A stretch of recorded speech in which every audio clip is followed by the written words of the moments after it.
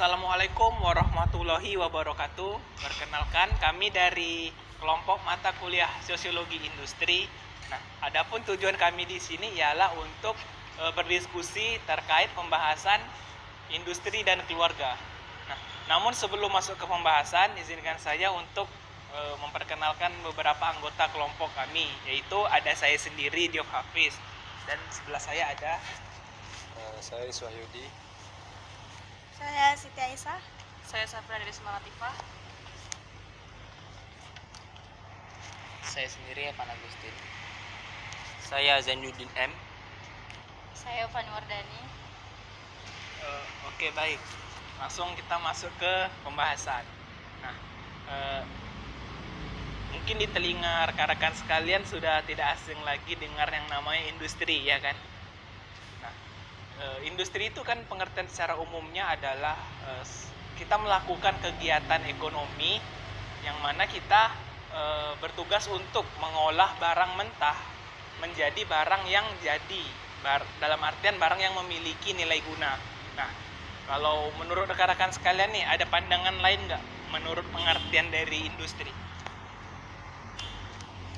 Ya, aku setuju banget apa yang dibilang Diop tadi. Jadi menurut aku industri itu kan tidak hanya bergerak di bidang ekonomi barang, tetapi juga di jasa. Misalnya kayak pengiriman barang ekspedisi itu kan juga dari jasa.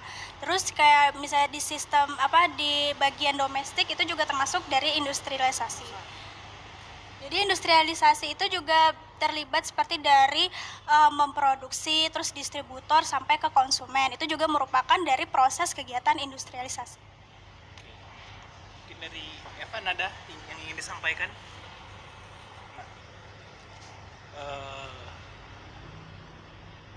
Rekan-rekan sekalian pernah nggak nih terlibat langsung ya dalam kegiatan industri? Mau baik itu kalau rekan-rekan memiliki industri sendiri atau bahkan teman-teman hanya yang membantu saja gitu untuk menjalankan kegiatan industri. Mungkin ada yang ingin disampaikan, ada yang pernah terlibat langsung, Evan? Seperti saya langsung terlibat di dunia industri dalam bentuk keluarga, seperti halnya di pasar lah kan. Saya terkadang membantu saudara yang jualan di pasar. Ketika bulan Lebaran tuh kan banyak seperti menjual nangka potong atau kates potong, serut itu kan. Lalu itu kan bisa menghasilkan dari barang-barang mentah yang seharusnya harga jualnya dalam bentuk buah yang besar yang dijual per kilonya dengan harga murah. Namun melalui proses pengolahan seperti pencincangan, penyerutan, kates dan nangka tersebut sehingga menghasilkan pendapatan yang jauh lebih tinggi dari sebelumnya. Ibarat yang kalau kita barang mentahnya itu kita jual cuman 3.000 per kilo misalnya. Kalau kita menjual dari dalam bentuk yang sudah dikupas dan dibersihkan serta dari serut, maka harga jualnya lebih besar dari sebelumnya. Misalnya dari serutan kates yang saya bantu tersebut, satu onnya bisa 3.000, 4.000, jadi pendapatannya itu lebih besar. Itu yang dapat membantu perekonomian keluarga saudara saya maupun keluarga saya tersebut. Demikian dari saya. Apakah teman-teman ada yang ingin menambahkan? Belum.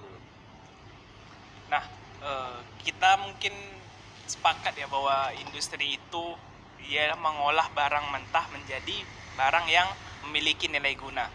Nah, kalau begini gimana rekan-rekan sekalian? Industri itu bukan hanya harus dalam skala besar ya, maksudnya kayak pabrik ataupun ya pabrik lah gitu. Nah, industri ini bisa kita mulai bahkan dari institusi terkecil seperti keluarga, ya kan? Kan banyak tuh home industri yang keluarga yang berjualan misalnya kayak keripik singkong, jualan kerupuk. Nah, seperti itu. Nah, kira-kira kalau keluarga ini melakukan kegiatan industri itu berpengaruh nggak nih terhadap keluarga? Mungkin dari Fani, dampaknya industri ini terhadap peran nih gimana? Apakah dia akan mencederai peran ini atau dia akan merusak peran keluarga sebagaimana mestinya dengan hadirnya industri?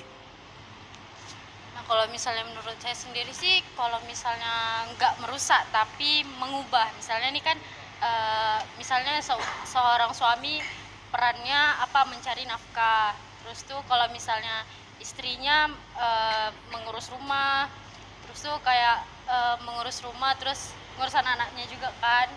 Terus itu kalau seiring dengan adanya industri itu, seorang istri sekarang juga ikut mencari nafkah, ikut membantu juga.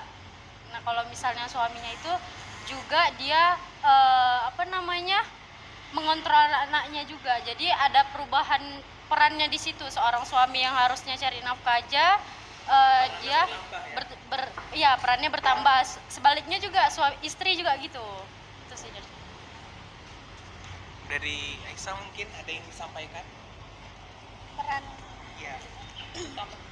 ya menurut aku memang itu gimana ya, sebenarnya dari sisi keluarga itu sendiri, misalnya harus ada kesepakatan gitu antara istri dan suami. Misalnya istrinya mau membantu perekonomian keluarga, itu harus ada kesepakatan sebenarnya. Jadi menurut aku kalau misalnya kita melihat dari sisi industrinya itu sangat membantu perekonomian keluarga, tapi kalau misalnya kita melihat dari perannya sebenarnya, itu menurut aku peran yang kurang maksimal, karena ia memang perempuan itu bisa bekerja di luar dan bisa bekerja di rumah, tapi tidak menutup kemungkinan kalau perempuan itu sudah fokus bekerja di luar, itu pasti dia nggak ada waktu buat ngurus di rumah. Misalnya kayak mengajarkan anaknya, bisa buat PR atau apa, itu kan orang tua biasanya ibunya udah nggak sempat, pasti ujung-ujungnya anaknya harus dileskan, kurang perhatian. Misalnya dia nanya, kamu di sekolah ngapain aja, itu nggak ada kayak namanya pertanyaan seperti itu, nggak ada. Jadi menurut aku bahwa kita sendiri sebagai perempuan itu harus bisa menyeimbangi antara bekerja di luar dan di rumah, itu sih. Karena banyaknya laki-laki yang tidak menyetujui itu, yaitu karena perempuan itu kalau misalnya udah capek kerja di luar, dia pasti pulangnya marah-marah dan nggak fokus untuk ngurus suami dan anaknya. Nah, jadi perubahan fungsi keluarga itu kan ada sosialisasi dan proteksi. Nah, mungkin dengan adanya industri di dalam keluarga ini, orang tua jadi yang pertama tadi yang seperti disampaikan oleh Aisyah, anak menjadi kurang perhatian karena waktunya tidak banyak untuk menghabiskan waktu bersama anak, banyak menghabiskan waktu di luar mengurusi pekerjaannya, seperti itu. Nah, selain daripada sosialisasi, juga ada yang namanya proteksi atau perlindungan. Nah, perlindungan mungkin anak juga akan kurang didapat dari orang tua. Nah, menurut rekan-rekan sekalian nih, anak yang kurang dapat perlindungan nih berpotensi nggak nih melakukan kenakalan remaja? Sedikit aja. Apa sih pertanyaannya?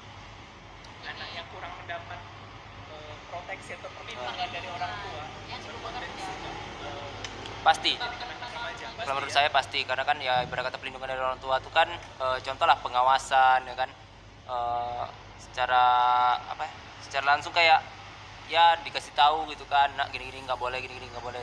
Sedangkan kalau misalnya orang tua tuh lebih bekerja di luar, ya itu tadi kayak yang dibahas sama Aisyah, anaknya lebih kurang terpantau gitu kan, kurang tersosialisasi gitu. Nah, kalau menurut saya gitu aja sih.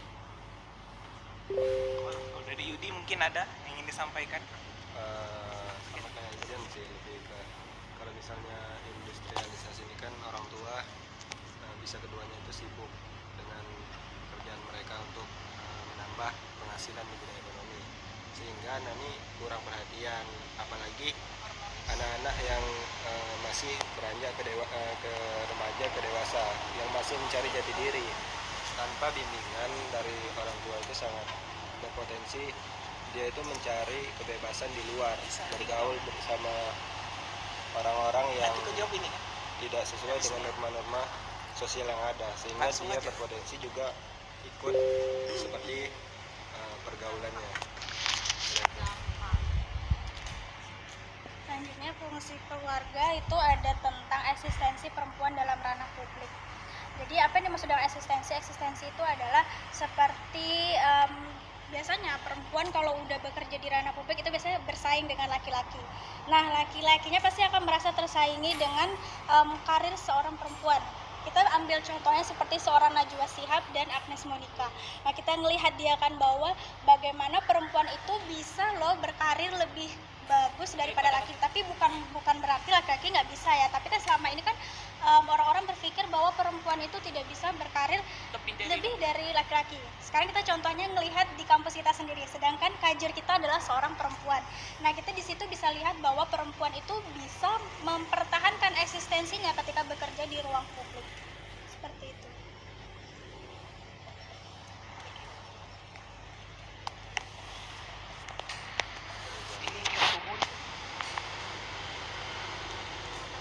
Oh, jadi kesimpulannya perempuan ini kayak memiliki hak yang sama lah, karena kesetaraan gender. Balik lagi ke kesetaraan gender.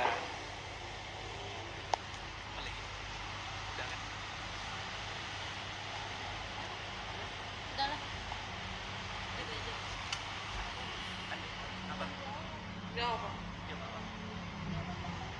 Tadi aku mau nambahin yang industri pertama tadi sebenarnya. Langsung aja. Langsung aja.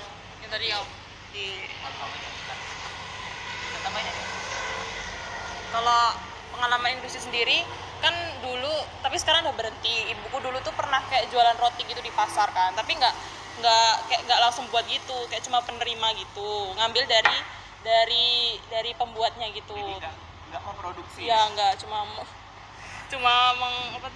memperjualbelikan saja. Terus di situ pun harganya pun nggak dihitung per kayak per biji gitu, tapi perbedaan jenisnya, jadi bedain kayak ada yang 1.000, ada yang 2.000 gitu aja sih. Mungkin ya, terima kasih kepada Safira telah membagikan pengalamannya.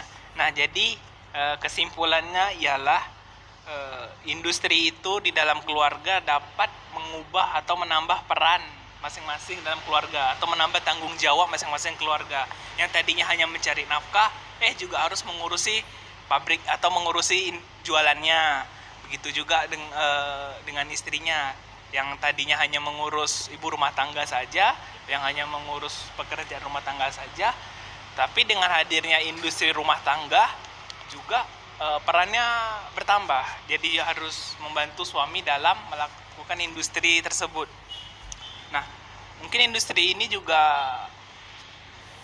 dapat membantu menunjang ekonomi keluarga tersebut ya. Mungkin itu saja yang dapat kelompok kami sampaikan.